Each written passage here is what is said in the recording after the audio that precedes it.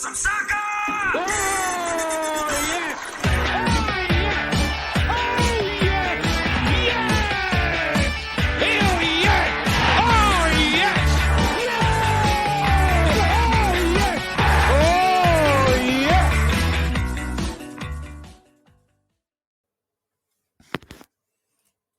Bloody hell, they're a bit close up. He don't realise he's muted, does he? No, not bad, you muted. Oh, do you know what? Bruce is that close to a one-match suspension, people. He went on Twitter giving it the big one when he's a negative Nelly like everybody else. He is that close. In fact, if you think Bruce needs a one-match suspension, we might even put it out there. He's getting a bit too big for his boots. I don't know. But welcome along. Thank you so much for joining us. It is a half-decent one to talk about. No Tom, unfortunately. He has been waylaid, and we'll leave him to announce that stuff as he goes on. But I'm joined by Mike. Mike, nice to have you along. Thank you very much for joining us deep in the south. How are you? No worries, mate. I'm all right. How are you? I'm good, thank you. I'm good. I know you better. Bruce, how are you? I'm good, mate. Thank you. Good. Very great. good. And we'll be, hopefully, Henry is coming along as well. Though the podcast originals are not very good at timekeeping nowadays. It's got to be noted. Gents, how are you feeling? It was a pretty cracking performance yesterday. All things considered, the Mariners ran out 4-1 winners against one of the league's toughest oppositions. Bruce, you were there. What are your thoughts and your opinions? It was marvellous, mate. Absolutely brilliant. I've sort of, I was thinking before we came on, you know, how do you sort of describe it? Where does it sit? And we've had a lot of shit in the last 20 years, and you've got to enjoy days like that. And it was brilliant after a start that looked, you know, they did us with a training ground move in the first 5 minutes, and you're thinking, here we go. And you know, credit to the players, they were absolutely brilliant. To a man, I wouldn't like to choose a man of the match yesterday. It did sound an all-round pretty decent performance. I mean, it didn't start well. Do you know what? That's not true, is it? Matt Dannett tweeted something along the lines of it sort of summed up our season after about 5 minutes, saying we'd had the sort of the upper hand in the initial exchanges, and then what I thought was a pretty well worked goal from Chesterfield put them in the lead. Was it against the run of play? Or, I mean, it's probably hard to say after about 6 minutes, but.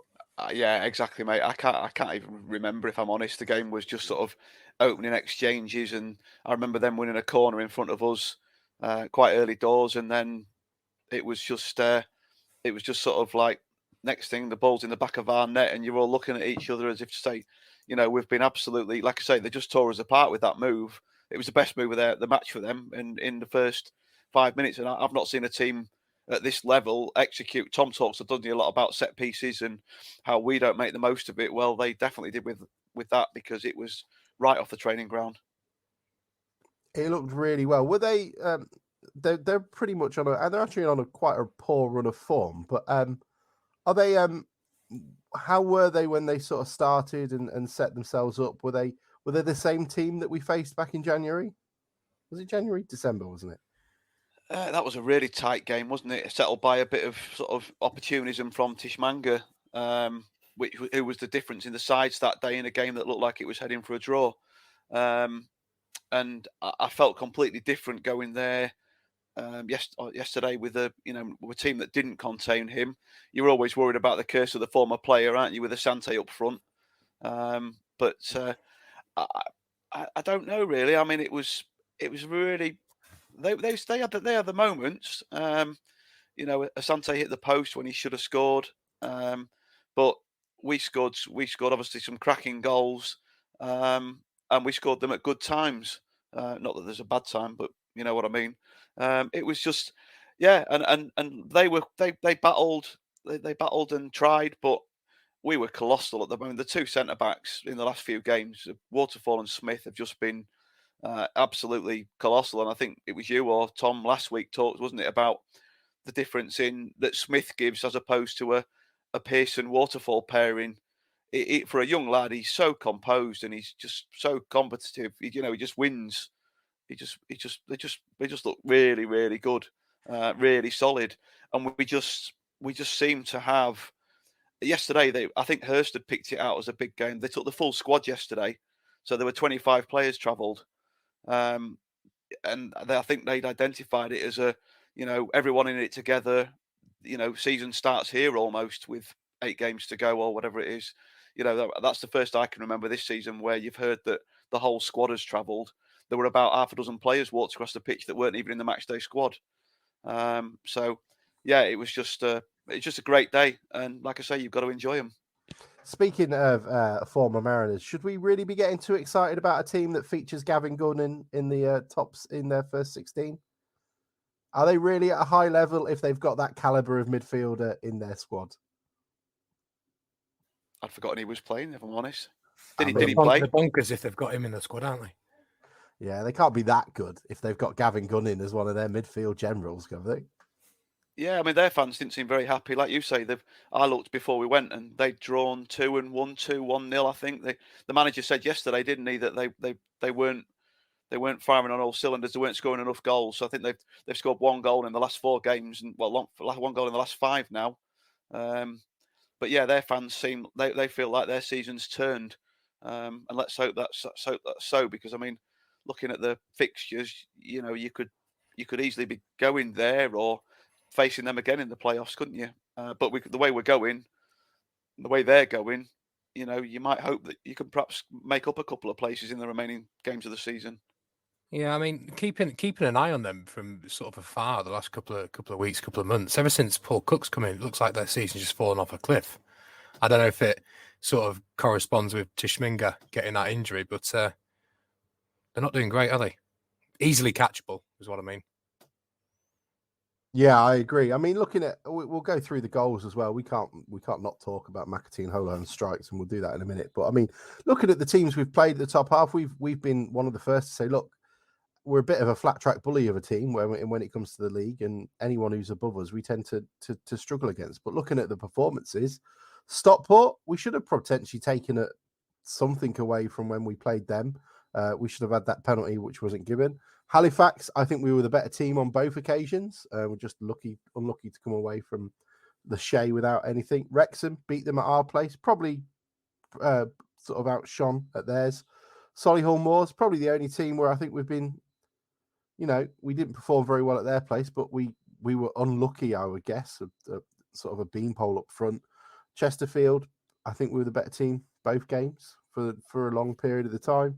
Same with Notts County. Bournemouth, we were the better team at their place as well, and it'll be interesting to see what they're like when they come here. We're performing pretty well against the teams that are going to be in and around the playoffs, aren't we? Yeah, it's been a little bit fine margins, hasn't it, against teams like that? I mean, being the better side, maybe the odd goal in it here and there, but I don't think we've looked like we've been outplayed by any of them, to be honest. It's an interesting one, Bruce, when we come up to the playoffs, isn't it? Is there any teams in there that you'd really fear if we were to make it in? I just looked at it. I'm looking at it now, and I just looked at it earlier. I mean, the top 7: Stockport, Halifax, Wrexham, Solihull Moors, probably the surprise small club in there at the moment. Chesterfield, Notts County, and Grimsby. I mean, that could be the top half of League Two, couldn't it? Easily. Some of those teams could hold their sides of the clubs could hold their own in League One. The big clubs of all, just about all, probably barring Southend, I would say, have risen to the top of the table. And there's a gap opening up now. I know that Boreham Wood have got games in hand, but they're not picking up results. They've dropped off as well. But yeah, look, going back to your question, I don't think anybody in there would particularly fancy playing anyone. I don't think you would look at. I certainly wouldn't fancy us against Solihull Moors again. If we ended up playing them again, Wrexham. But then Wrexham would look and say, "Oh, there's easier teams to play than Notts County, or there's easier teams to play than Grimsby." The playoffs are going to be absolute cutthroat, I think, because there's going to be some mighty disappointed, and they're only one-off games now, aren't they? Yeah, absolutely. So it really gives you an opportunity to sort of have that advantage. It looks like Stockport are going to go up.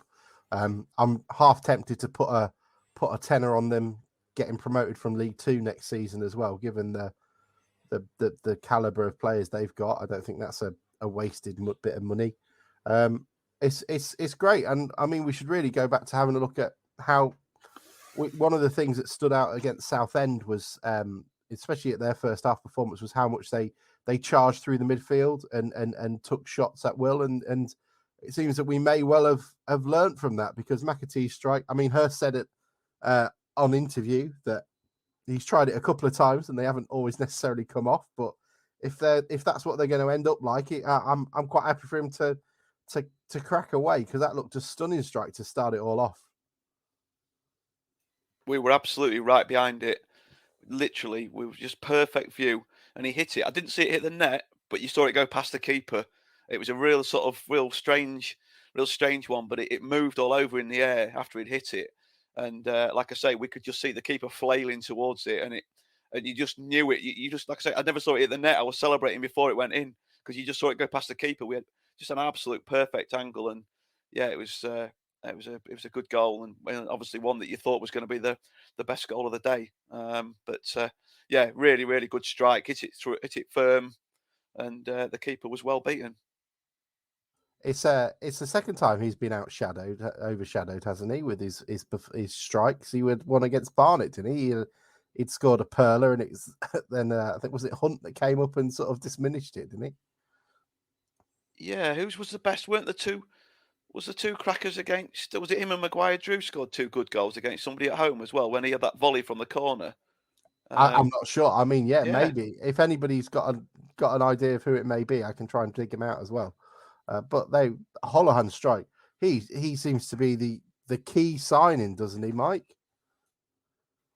Yeah, I like the look of him, and I like the sort of sense of the player that we've brought in. He seems to be well thought of from Hartlepool. Played a major role in getting them up. So I think that to me is one of the best signings of the season so far on paper. Whether it materialises, we'll wait and see. But I really do like the look of Houlihan in the middle there. Someone is saying it was Maguire Drew. I can't remember. You'll have to find it for me, Ollie, and then we can put it up. Holohan strike then. What are your thoughts of him? You've seen him more than anybody, Bruce. I just thought the midfield. He looks composed. He looked a little bit short of match fitness in his first game, but I think since then he just looks. The 2 central midfielders yesterday were just really, really good, and they just I want the ball in tight. They want the ball in tight spaces. They're happy to get it in there. They don't look like they panic, and just like I say, yesterday from 1 to 11, we were just good and right across the pitch. And all of a sudden, these new players that he signed have come in, and as we've seen with Hursty before, when he's signed players late on, you think back to Nolan. Would that team have got promoted without him in it? And they've just slotted straight in the team. We've been playing. What's the lad? Burgess. Burgess has been playing. Not even in the squad yesterday. He's 2 games ago. He was playing, and suddenly we've got the 2 central midfielders. We just look different. They're just really, really good. And I haven't got onto it yet, but Maguire Drew as well. A good game, and I think his quality sort of coming, sort of get back in the team has helped. I think it all just feels like it's come together at the right time. Whether it takes us far enough to get promotion or not remains to be seen. But we're certainly in with a shout now, and I'd be mighty disappointed. Which I've said from the start of the season that I thought we should make the playoffs, but I'd be mighty disappointed if we didn't end up in there now, and possibly a place or 2 higher than we are at the moment.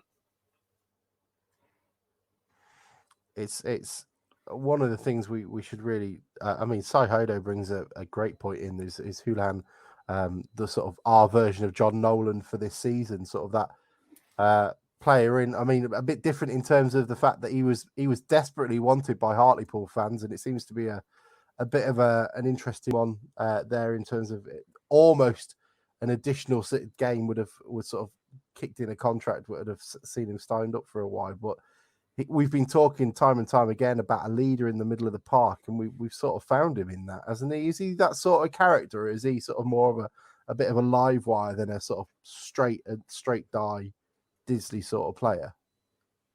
first impressions over the last 3 games have been that it's just a player that we've really struggled in the last couple of seasons or few seasons, in my opinion, for a player that carries the ball forward from midfield. I mean, you tend to sort of Harry Clifton will work hard. Clifton will work hard, but I don't think he's one particularly for running with the ball and then producing something generally on the end of it. And Holland, he looks like he's just got that bit of class that can produce something. Hursty said that I think he expects him to get in the box, didn't he, in the interview after that? I think he's sort of expecting more of a Disley sort of Groves sort of goal scorer, if you like, from midfield, getting into the box and arriving on cue than somebody that normally bangs them in from 30 yards. But we just look suddenly 2 or 3 players, a couple of players have got back to fitness, and we've signed a couple of players who have slotted straight in, and we just look suddenly the bench looks strong. There's players that you think deserve to be involved that are not involved. We just suddenly look, I think he said, didn't he, Afete is the only player that's out injured at the moment. Suddenly we've got everybody available, and what a nice problem for him to have and for him to manage between now and the end of the season. Yeah, I mean, our injuries and our form seems to be hitting quite well at the right time. Touchwood, doesn't it? It's not a bad way to close the season out. So, yeah.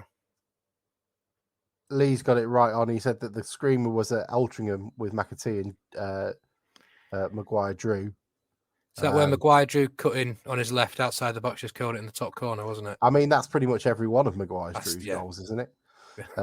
He doesn't do tap-ins, obviously. He doesn't do tap-ins. I mean, he doesn't now. Judging by yesterday either. The poor lad. I mean, we've got to, I don't know, tip one out, press F for whatever you want to do. But that miss was something. I think it's a bit unfair to say it's an absolute worldie, but it certainly bounced up at him quite quickly when it came through. Bruce, you must have had your head in your hands when that happened. I couldn't believe that what I'd seen, and I wanted to see it again on the TV. And I think it bounced up a little bit, but I think he did incredibly well to get it over the bar from there. It sort of looped up and dropped onto the roof of the net. It looked like an astonishing miss, and it was. It was just, yeah. Thank goodness it didn't come back to, because that was at 1-0 down.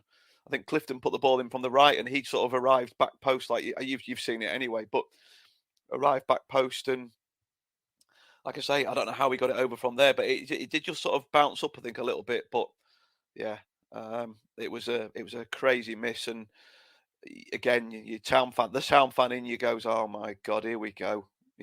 They just scored a training ground move, and we've just put one over from a yard out. I mean, it's an interesting one. Dave Barnaby comes in saying, is there any positions we still need to strengthen? I don't think there is. I mean, I don't think that's going to happen between now and the end of the season. I think we're all good. You do worry about the sort of fitness levels of Taylor, but again, I don't think there's necessarily anybody. It's just taking a bit of time. And given the problem we find with this league this year, where you've got such insatiable appetites in Chesterfield and Wrexham and Stockport, where they will hoover up League One, League Two players for $250,000 like it's nothing. And Ollie Palmer for 300. It is taking a bit of time. And I guess the problem we've had, in my opinion, was that we've technically had probably 3 teams this season. We had the one that started the season that was all firing, all guns blazing, and Hurst needs to take a little bit of responsibility, perhaps, for like, you understand if Hunt's going to be a star and he's only here for 6 months, that can be an issue. And then we had the transitional squad that saw us had that deep, that sort of little dip. But now he's built it up again, and what was it? Only 3 players started yesterday that started the game at the start of the season. And I mean, you can't ask for much more in terms of what we've got at the moment. I was well expecting us to just come away with nothing yesterday. Hope to get a point and aim for what you do away from home. Bruce and Mike, it's worth asking in terms of away form has been probably our biggest concern this season. It's sort of turned a corner, hasn't it? Over the last few games. Yes, it certainly looks like it, and not before time. But then again, it goes back to what we were talking about a minute ago. It wasn't that we were getting outplayed and getting battered away from home. Very much some fine margins in some of those away results. So it looks like we're coming out on the right end of them now, and what a great time to turn that around as well. There's a little bit of a conversation going in the chat, and I'm keeping putting them up. But essentially, Reiki is not necessarily out for the season. He's just back at Villa getting some going through his rehab process. As I imagine, their medical facilities are probably slightly better than ours. Just a touch. Yeah, just a touch. I mean, what should we be looking for the rest of the season, Bruce? You've sort of put up that list of like what our points tallies were. I went for 15. I thought that was quite a conservative estimate, and now that would suggest we're on for 18. What are your thoughts on the coming run? I think the general consensus, I can't remember the exact sort of, I then sort of divvied it up amongst the most popular votes for each number of points per game, and I think the only game that people had us losing was the Stockport game, and I mean that should be an absolute cracker, shouldn't it? It was a really that could be a pretty full house, couldn't it? We get another result on Saturday. Is it next game after Weymouth? I think it is, isn't it? There's our fixtures. Is it the next one after Weymouth? Yeah, Mike's nodding. Yeah, so we get the result we should get next Saturday, and that could be a cracker. With a real good atmosphere at Blundell Park, and I can't remember how many people have sold out the away end this year, but one or two, maybe not many. And like I say, the home fans should be getting interest levels up again as the season nears its end. Sold it out? Sorry? Who would have sold it out? Wrexham didn't. Chesterfield and Notts County. Notts County would have done, wouldn't they? Maybe. Chesterfield would have. I don't. It's funny because they seem to get less tickets in there than they used to. I always thought it used to hold a little bit over 2,000, but they seem to get, is it about 1,800 tickets or something? Well, didn't Nick Dale took out about 200, 300 seats just to make his job easier, didn't he? Just put the tarpaulin up. Yeah, exactly. But there took all the ones out at the bottom, the side finders, wondering why Blundell Park went from 22,000 to 8. It's because he's making his job as easy as possible, isn't it? But there was tarpaulin yesterday at the home end. First sort of 5 or 6 rows of the home stand was sort of tarped off. But yeah, you've just shown on there, haven't you? And we've not sort of got onto them yet, but the third goal, the Clifton header, was another in its own way was another good goal. Maguire Drew had the ball right in front of us, and how he dug out across to the back post he had hardly any sort of backlift, if you like, on his kick, and he just dug out across, floated it in with technique rather than power, and again Clifton sort of headed it straight back at us, and you could see it was going to hit the post. It was just a case of whether it hit it and bounced along the line or went out, and luckily it just glanced off the post and nestled in the corner. And what a popular goal scorer he always is. I mean, it was such a deft touch. It's nice to see that from Harry in terms of, hello, Henry. Hello, how you doing? I'm fine. How are you? Have you lost your watch? Pardon? Have you lost your watch? Yeah, something like that. He's lost his 20 minutes to talk about his sponsoring for his marathon, but we'll probably, if we got time later, we'll do that. I'll plug it right at the end. Yeah, I mean that header is exactly what you want to see from him, and he spoke at the start of the season about wanting to be a guy that came up with goals, and that's his sixth now of the season, 6th or 5th. Please correct me if I'm wrong. He wants, I think 10 is his aim. He's got plenty of games to do it, but if you've got likes of him and Houlihan sort of contributing, you've got quite a few coming up and making an effort, haven't you? That's where the problem used to come from, where people were talking about the striking, wasn't it? Because the midfield didn't chip in. Sorry for coughing. We haven't had a midfield that chips in for a long, long time, and suddenly you've got Maguire Drew scoring, 3 out of 4 home games or whatever it was not long ago, and you've got, like you say, you've got Clifton scored in the last home game, I think, the Solihull game, and then again yesterday, you've got Holohan scoring from out there. You feel with Scannell on the pitch, he scored recently at Yeovil. Like you say, suddenly it's clicking, and the midfield are chipping in with goals. So suddenly, although yesterday, of course, the front two both scored. So Hursty must be rubbing his hands together at the minute because the goals are coming from all over, which they were at the start of the season, weren't they? You know, in that good run at the start of the season, Clifton scored again, like you say, a couple of goals. You know, Altrincham being one.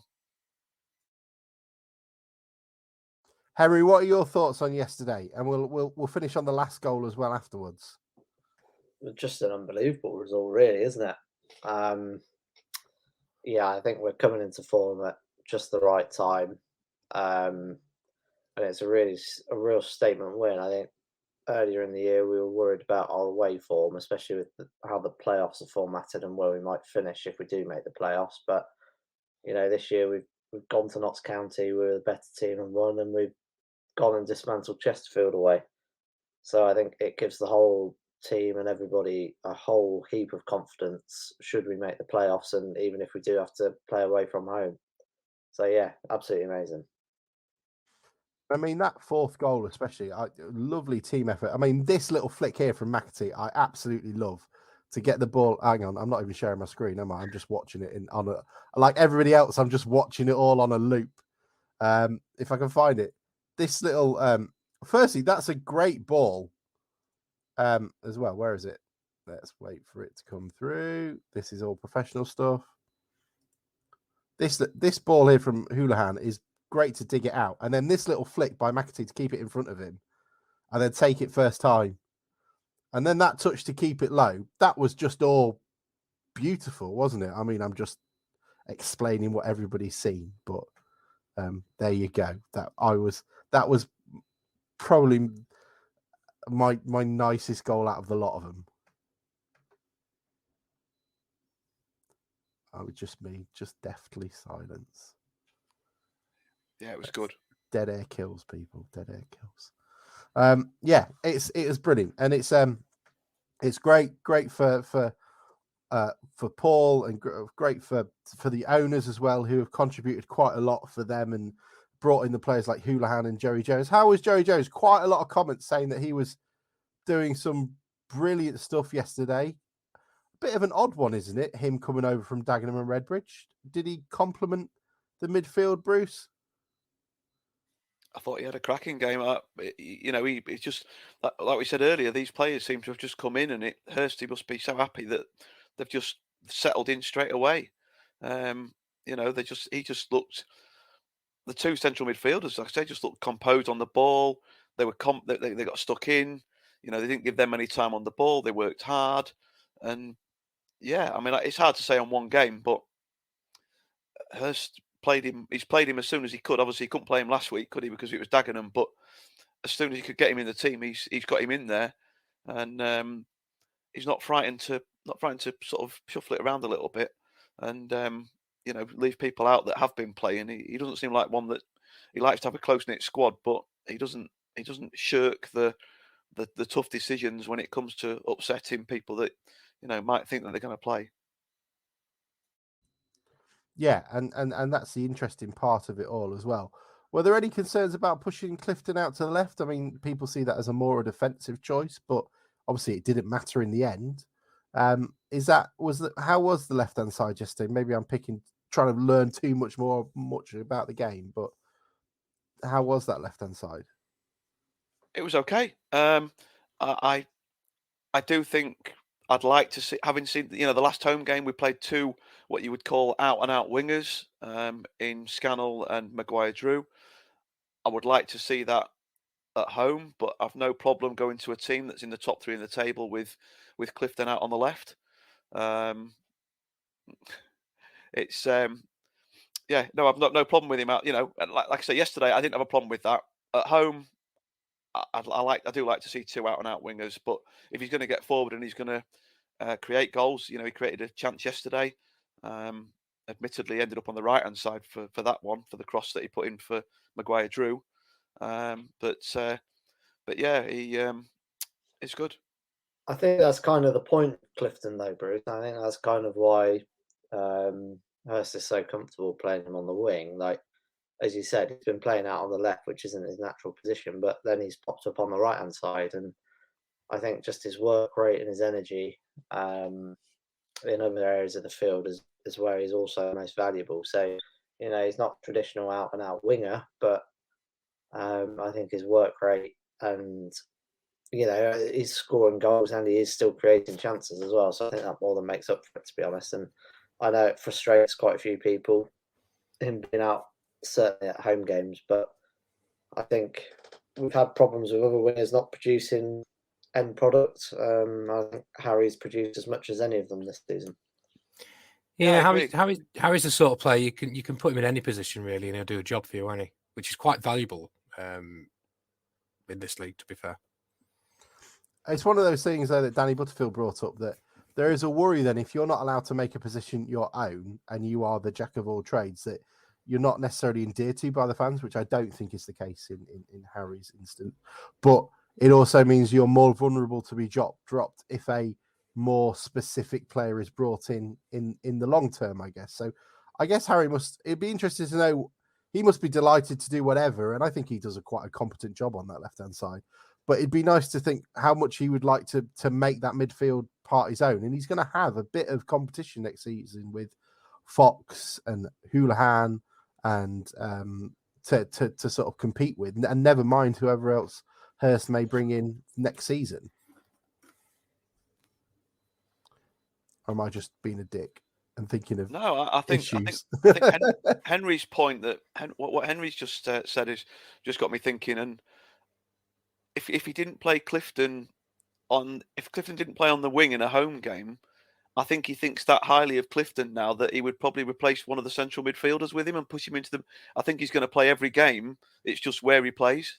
And at the start of the season, he played most of the games, but then I do remember him being on the bench a couple of times, and I think that's credit to him. And like you say, like Henry says, his flexibility in the positions that he can play, that he's still a first choice, first pick, one of the first picks in the team at the moment, speaks volumes. And if we got a nice balance to the team where he didn't feel that he sort of, we had to play him out there for his defensive abilities, and he's just covering every blade of grass, then what sort of player could he be if he played in the same position every week?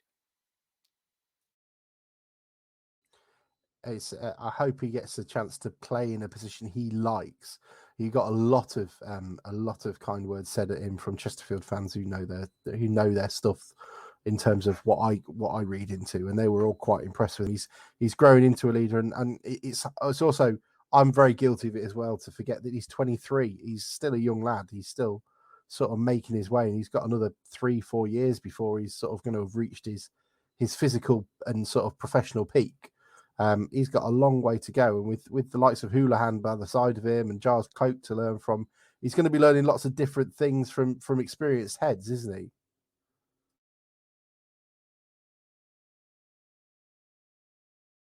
Okay, I'm glad you all agree. John Lewis has said the second highest appearances behind Waterfall this season. Interesting piece on Waterfall. So John Tonda was talking on the radio yesterday. I guess he does talk on the radio. What else is he going to do? But he was saying that it wasn't Holloway that gave him his contract additional year. He'd basically kicked in an additional year in his contract by playing a certain amount of games for the club. And that's why he'd been given his additional year, when after last season, he might not necessarily have got a contract off anybody from the performances he put in, which is a nice bit of luck for us, because he has been outstanding, hasn't he? Yeah, he's been our best and most consistent defender, I think. He's really excelled at this level. Yeah, I think I'm not sure whether Hurst would have re-signed him or not, to be honest. Like, he didn't have a good season last season when we went down, but I think towards the end, I think he was sort of a bit more steadier, perhaps, than we were, because we weren't conceding many goals by the end of that season. But yeah, he's been fantastic, and I think, especially with Smith next to him with a bit more pace, we've looked very solid at the back.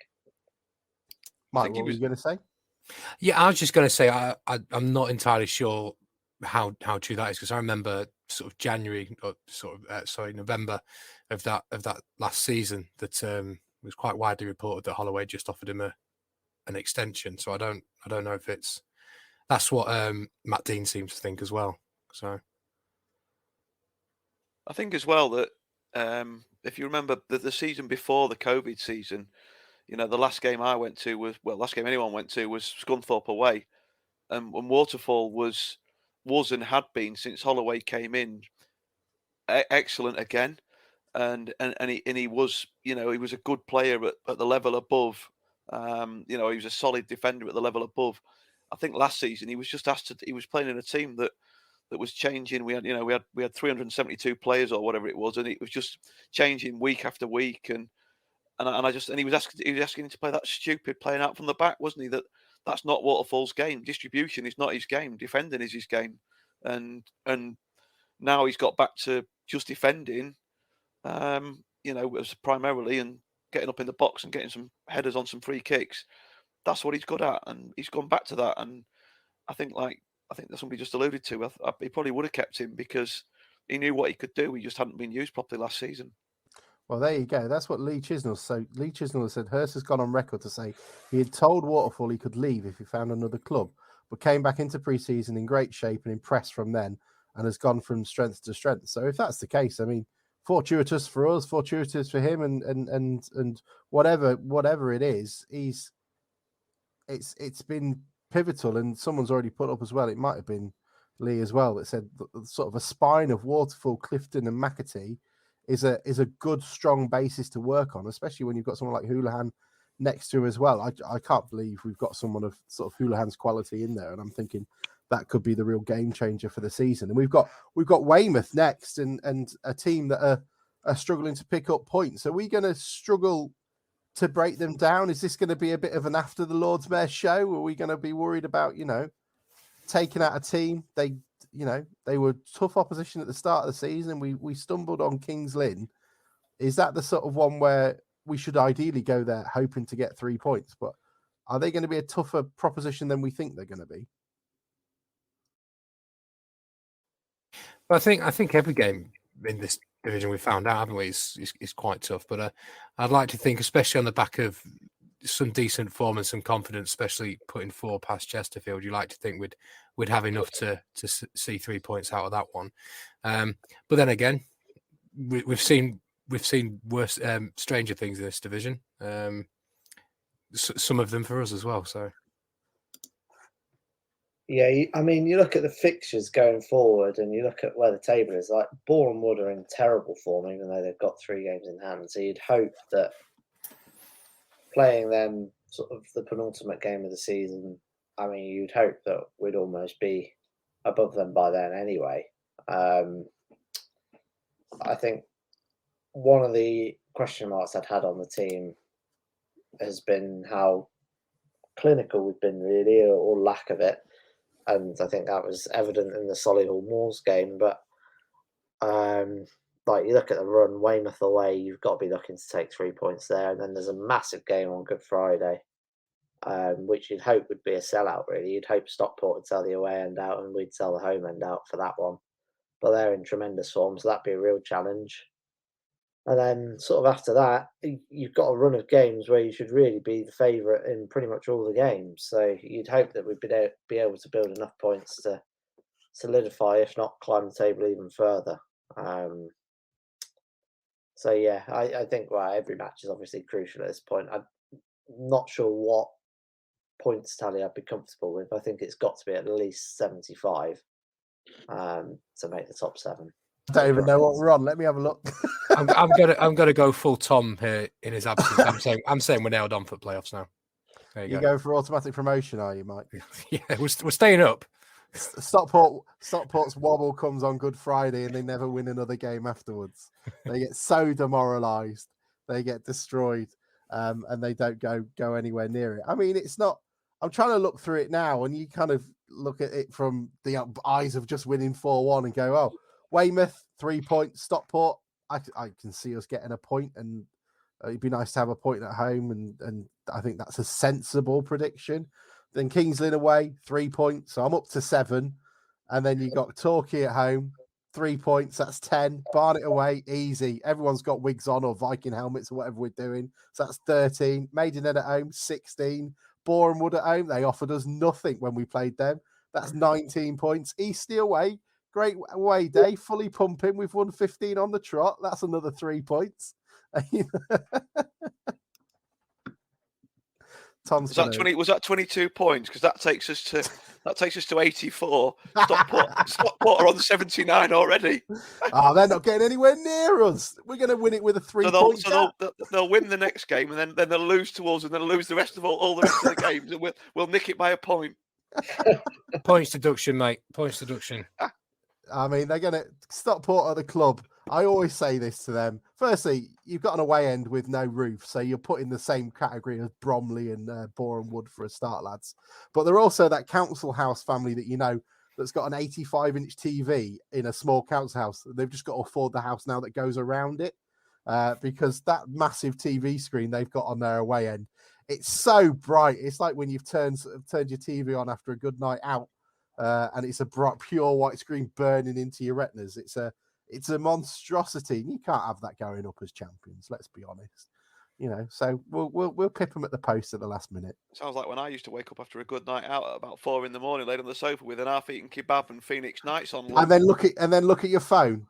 I'm not sure that my phone play had Snake on it in those days. That's true. Henry, you haven't been around for a bit, so it'd be good to get your that is a dig. What is your overall thoughts at the moment, and sort of since we last had you on back against, I don't know, was it Barnet when we won 4-3 or something? No, cheeky. No, I think I was last on after the county away game, maybe. Oh, what? When we played Stockport in August?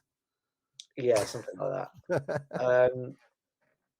Yeah, wow, it's hard not to be overly positive after a massive win like that. I think the one question mark for me before this was, can we go away from home twice and then go to Wembley and win 3 games in a row? And I think after beating Chesterfield like that so convincingly, and the performances we put in at home, I know we didn't win the Solihull Moors game, but we should have won that. Like, it's hard not to be really optimistic, to be honest.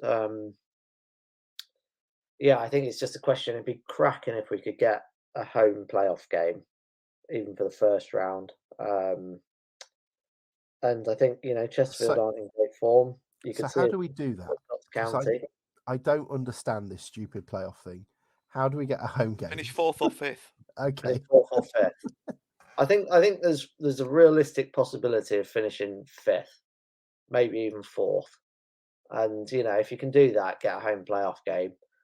And if you have done that, even if we finish in the playoffs, you know, the form we've been on since the new year really has been cracking. You know, you look at who would be in the playoffs. You know, Wrexham are in good form. Halifax are a good side, but you know, you'd be going into those matches confident that you'd get something from it. Really, you know, anything can happen. But you know, I think maybe before Christmas, start of the new year, I wasn't as confident. I think the last sort of 3 or 4 weeks have built confidence, and I think the form we're in, how together the team is, which always seems to be a strength of Hurst. You know, we're coming into fitness at the right time. Players are coming back, and I think one of the biggest credits really for him is just he seems to pull midfielders out his arse. Like, you know, we've had some bad luck with, you know, Callum Jones's injury, Ricky's injury, and you know, he still pulls out Joey Jones, who's played really well in Holohan. So yeah, credit to Paul for that one. I think we're coming into form at the right time. I think if we could get something against Stockport in front of a big crowd over Easter, I think that'd be massive, and I think that would, you know, give us so much momentum. And I think playoffs is all about being in the right form at the right time, and you know, we seem to be doing that. So it's really hard not to be optimistic, to be honest. And I think, you know, we've got 4 home games. Hopefully, we'll have big crowds for all of them, and you know, we'll go into the playoffs firing. And then you never know. And you know, at the end of the day, a one match in the playoffs, it doesn't matter whose budget is what at the end of the day. So just as long as you get there. So yeah, it's hard not to be really optimistic. Wrexham are the only team that I worry about. Like, they're the only ones that feel superior to us. So I mean, maybe I'm just still thinking back to the coldest game on record, but I don't know. Wembley with them, freezing my gut nuts off with Ryan Reynolds doing a lap of honour. I think Wrexham are the ones that worry me the most as well for what you said. And, whether you're going away from home there in the semi-final or playing them at Wembley, I think that would be the real big test. I think you'd rather go to Halifax, wouldn't you, in the semi-final? You'd rather go. Yeah. I'd rather play Wrexham at Wembley than play them at their place. You imagine playing like Halifax. You'd feel that end at the Shea. If they let us, it'd be a bit of a party atmosphere, wouldn't it? Yeah, well, I mean, if they'd let us have the tickets, we'd probably have as many away fans as they would home fans for that game. And I think back to your old days, Bruce, with your chip van or whatever it was. If you played Wrexham in the final as well, they'd be under massive pressure to go up, wouldn't they? With all the money they've spent and the hype around them would be like, it would be immense. So yeah. Anyway, we're maybe getting a bit ahead of ourselves. I was just going to say, while Henry was talking, especially when we're going to win the league, if we don't go up this season, suddenly I'm a lot more optimistic about next season, because I think a lot of these players that we've brought in that are on deals till the end of the season would probably be quite easy to persuade to stay. And suddenly we look like we don't need too many players in the summer if we can get the people that we've got here signed up again. I think it changes the narrative, doesn't it? It changes it from a team struggling and just getting there to a team that's found its mojo, it's clicked at the right point, won 15 on the trot or whatever it is. I mean, next season, especially if we can get Stockport and Wrexham out of this league as well. Yeah, and you'd be building from a base where you've got 10 or 12 players that you'd easily want next season already here, and you'd be adding sort of 6 or 7 players to the squad, which, over the last few years since Holloway joined, it's been such a turnover in players. Even this season's been such a massive turnover of players. So you'd be building from such a much more stable base. And, if worse comes to worse and we don't go up, and hopefully you get a couple of big money teams out of the league, you look what's coming down, Scunny are in disarray, and it's probably Stevenage or Oldham, I think. And, you'd be looking at probably being the top 3 in attendances, top 3 in budget maybe, with a stable team already here. So you'd be really looking to push next season regardless. It's definitely a week as a league next year, isn't it? If Stockport go up anyway, never mind Wrexham or whoever, if we were to not go up. It's and not to mention as well, if you took Stevenage rather than Oldham, it's also another club where you're not potentially maybe looking at the same players. Scunny might be looking at the same players we have, but let's face it, they're a terrible option for any player to go to at the moment, with all contempt figured. At Oldham, though, at the same time, there'd be players from Manchester, Yorkshire sort of way. There'd be ones that would be looking at rather than Stevenage, perhaps, unless we're grabbing someone from Grantham or Peterborough. I think it's a good point, Alex, because somebody just put on the messages, didn't they, that we might lose players to league clubs. But I think we've actually got a few players where we're benefiting from our location now. You look, and Chesterfield's our closest game in the league at an hour and a half. You've got Halifax. I don't know what sort of money they pay, but we've got, and then apart from that, you're going over to Manchester, to Altrincham. There's not a lot of clubs around us at this sort of level, especially if Scunny came down, then it's another one that's at our level, and suddenly you're becoming a bit attractive. And I think that, reading between the lines, that's how we got Holohan, wasn't it? He lives in Hull, doesn't he? Yeah, I mean, as well, how the club's run now by Jason and Andrew and Debbie, I would be quite confident now we'd be quite far up the queue there with these sorts of players. I mean, it's run to a better standard, and obviously players are going to know that now. Yeah, and someone's already, I think Adam Pennell came in and said, look, it's refreshing that contract talks half are already being muted.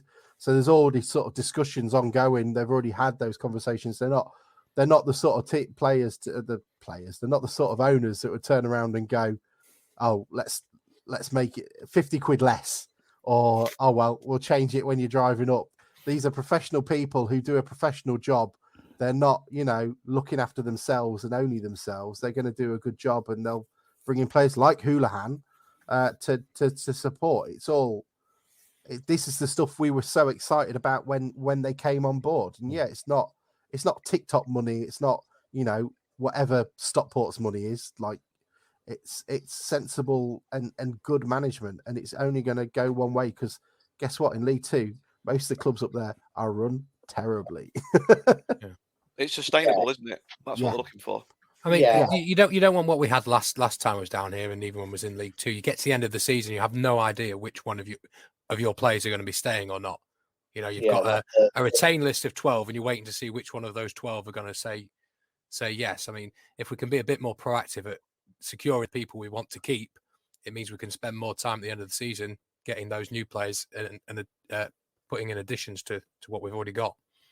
I think that's also where Hurst's strengths come in, because his strength is generally recruitment and team building. And I think regardless of what happens at the end of this season, whether we stay down here or whether we go up, I think he's got an idea of who he's going to want. Having proactive ownerships, get on top of that and be ahead of the game, then I think that puts us in really good stead. So yeah, really optimistic. I think next year. How long do we have the parachute payments for? Do you know? I just thought it was the year. I think it's just one year. Andrew said. Isn't it like $500,000 or something? Excuse me, something like that. It was a lot, isn't it? And it is. I think it's. Maybe I'm wrong. I mean, the club are nice enough now that we can probably reach out and ask. But I know it's probably the youth funding that gets the problem. And after 3 years, and that's the big problem. After 3 years, the youth team doesn't have a league to play in. No, that's their big problem that they have. No, so we really need to have a good go at going up this season or next, then, don't we? Yeah, and I think we're giving it a good go now, and this is exactly what we wanted at the start of the season, and it's what we need. And Weymouth, long old trip. Who's coming down this way to help us out? It's a bit too far from Brighton. I was considering it. It's not far from Brighton. Get on your bloody bus. Do you need a lift? No, I'll be all right. Oh, you'll make your own way there then. That's good. Anybody else? Bruce, are you leaving at 3:30 in the morning or whatever it would be to get to Weymouth? I'm not this week, I don't think, mate. I've not 100% committed that I'm not going, sorry, but it's there's a few going, but it's a pretty expensive old job at the minute, and it will with everything gas and electric and all that sort of rubbish. I don't fancy doing it. I don't fancy doing it in a day, and all of a sudden it becomes a 250 quid overnight weekend. I'm not 100% no yet. Are you going? Are you? Yeah, I think so. I've just got to work it out. Mike will be going. It's only an hour and a half down the road. Yeah, he's on it. I'll be there, mate. Train. Tom will be there. It's not far from Portsmouth. He can just hop on a Gosport ferry or whatever it is. He'll be there in no time. I see some town fan saying on the Isle of Wight saying on Twitter today that he's got his ferry booked, and I was sort of straight on there. I was like, where's he coming from to be getting a ferry? But that's his home game then, isn't it? Yeah, it bloody is as well. It's not a bad place, Weymouth. It's well worth coming to if you get a bit bored. It'd be a nice one. Mike, it's nice to see you. See you in a bit. Take it easy, guys. See you later, mate. Take care. See ya.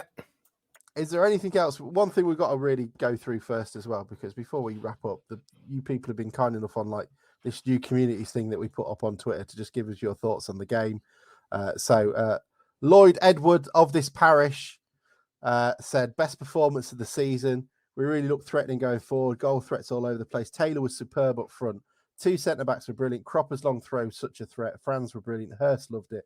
I am happily drunk. That was sent about 20 minutes ago. I was sent at 10 this morning. It was, yeah.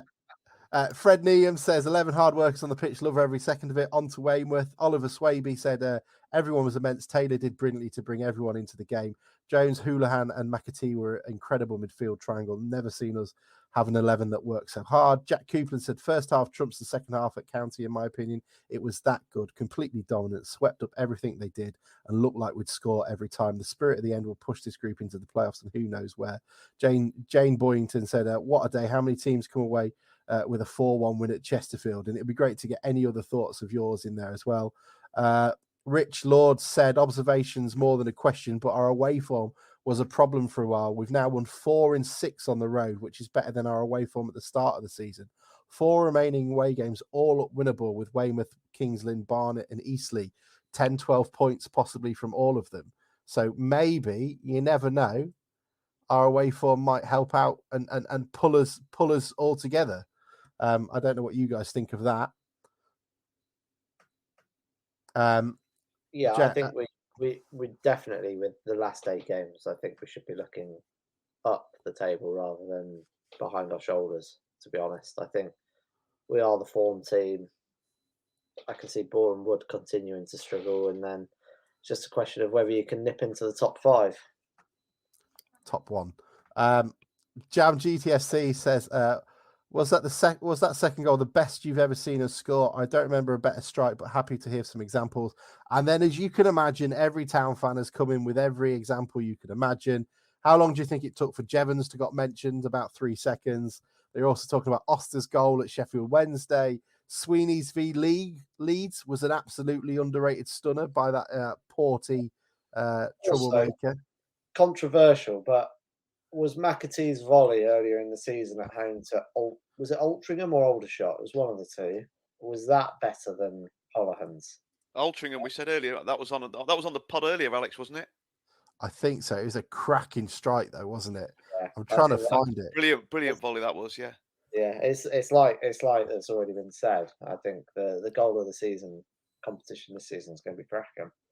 It is. Tommy Widdrington v QPR, opening day of the season.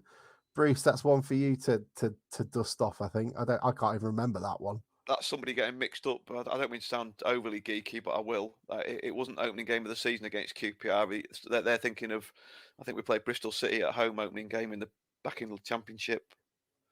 But yeah, it was a good goal. And someone says, Susan Firth says, Rob Eagles at Histon.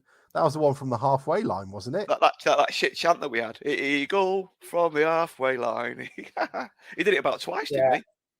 That was the keeper was like out of his area, though, wasn't he? Under 11's keeper, wasn't it? Yeah, I think so. I completely agree. Lee Chisholm says definitely McAtee's was v Altrincham and Houlihan v Chesterfield for goal of the season. It's on the Mariner Hodo blog, the vlog from behind the goal. I haven't seen that. I'll have to have a look. Stuart Johnson says, when you lot getting Stockwood on again, do you know what? They've reached out to us and before Dover, and I've only just gone back to Debbie. That's how bad I am at our admin. And they will come back to us soon. So we will have Jason and Andrew and Debbie on at some point very shortly. It's a good time to have them on because we're all going to be singing their praises, I think. How many points does Chris Kirk asked, how many points does everyone think we'll make to need to get the playoffs? It's not about the playoffs, Chris. It's about automatic promotion. That's what it is. That's what we're looking at. 84 points, Alex. 84 points. 84 points. There we go. And then Jason Crockart said, questions that I cannot answer. Where has the away performance been all season? Let's hope this is a new level of performance. I just genuinely think we had quite a young team to begin with the season. You think of Alex Hunt, Riley Towler, and alike. We didn't have that leader in the pitch, and I think that's maybe where we dropped our thing. I don't know if you guys would disagree or have another opinion on that. I think that's a fair point, actually. I think certainly in midfield, I don't think we were settled, and I don't think Hunt was particularly involved in the games away from home. I think he got sort of out-battled a lot. I think Aldershot away was a good example of that. I think the new additions in midfield, and I think just being in good form again, just the combination of that really has picked it up. But I think the new midfield signings that we've got, and we've got a settled shape now as well. I think that's made quite a big difference. Apparently, Jason said pre-match that he thought he'd win. How we all think the club is now. Change of stewardship is fresh. How do we all think about this club? Oh yeah, I think it's good. I think everything's great, isn't it? It's going really well. And anything else you gentlemen want to add before we do a little plug? Hurst in. I was just going to say I was completely lost with the current contract situation at the club. We've got that many different players on that many different deals. If you can I give you both a couple of players and see if you can tell me how long they're here for? Little game with no prizes. Go on, Okay, then. yep, go on. I'm not typing Right. in the almighty contract. Right, Henry. I'm on that now. Henry, Eric Sousa, when's he here till? I think he's got another year. No, this summer. Oh, Alex, Sean Pearson. he's here for 2 years, isn't he? Because that's the reason an why. easy one. Yeah, Well, that's the reason why he choose it's not finished yet, so he's here till when? 2 years, isn't it? Yep, summer of 2023. Because it was that Wrexham only after him a year, didn't they? Yeah, John Lewis, okay. it is coming, and we'll have more news on another flag coming soon. So someone will have to take the other one off my hands. How long is Gavin Holohan here for, Henry? 2024, isn't it? Yeah, 2024. That's an easy one. He's only been here a week. All right, I'll give you a nice, easy last one then, Alex. Nice, easy last one. Let's have a look. Danny Rose. Oh my God, is he still here? Go on. End How of many this more years season. how many more years has he got on that contract that Holloway gave him? Contract. In real terms, he should be done. But in Cloud Beepoop land where he lives, he's probably here till 2030. 2028, good try. Yeah. Oh, you'll be pleased to know that he officially leaves in May this year. He left this fucking planet years ago. And Christ. that's me done. When's his testimonial? It's going to be held at Vodafone's 5G network. We'll all form a chain of hands around a pylon or something. Yeah, exactly. Look, apparently we've been nominated. Thank you so much for an award from Non-League Bible 4 on Twitter. I have no idea what we win. Hopefully it's cash. But if not, if it's just a thing, if you think this is all right, go to their Twitter account. I think it's NL Bible 4 and put our name to it, and that'll be really appreciated.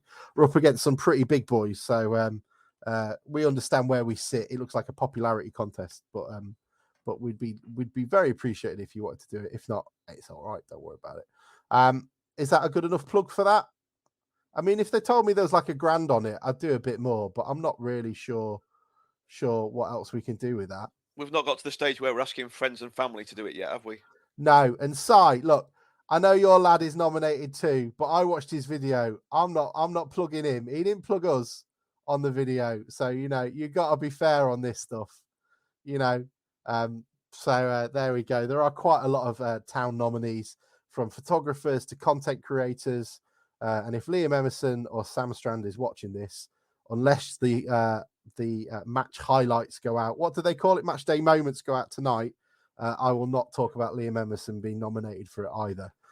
But there we go. Gentlemen, it just reminded me. Sorry, just one last thing. Sorry, Alex. Right at the end of the game, we were celebrating a 4-1 win, and one of our photographers was having a barney with one of the stewards on the pitch, who kept trying. I don't know if you saw the picture that I put up. They were arguing about whereabouts on the pitch he was. So this steward, the photographer, was basically on the byline trying to take a photo of the corner of the opposite side, and the steward went and stood nearly on the pitch right in front of him. Then the photographer starts giving him wanker behind his back. And it's just like, oh, this is just getting out of hand. And the police are trying to contain the town fans who are going balmy behind the goal.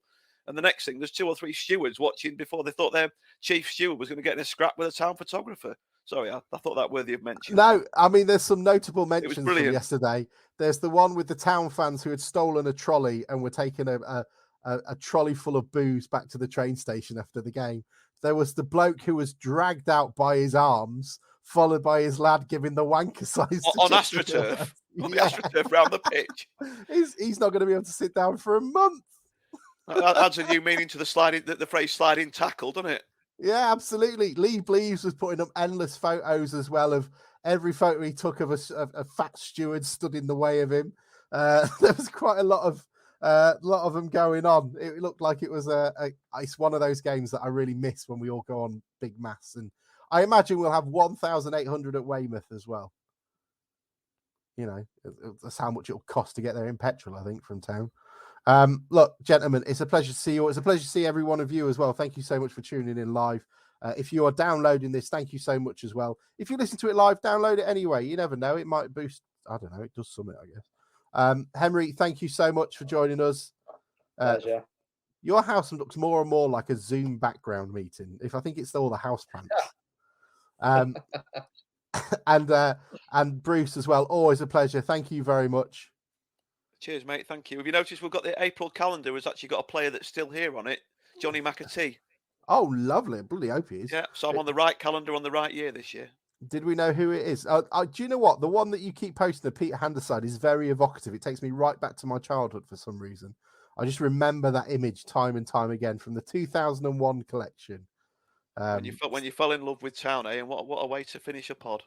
Oh, yeah, absolutely. And who can't fall in love with them when they play those games like that? It's a shame the other 45 end with 2-0 defeats. Thank you so much, everybody. We'll see you all next week. Enjoy Weymouth if you're going. If not, totally understandable. We've all got to heat the house somehow. And we'll speak to you soon. Thank you very much. See you all later. And good. I'm looking for the music thing. Bye. There's another shot coming in. There's another cracker. This time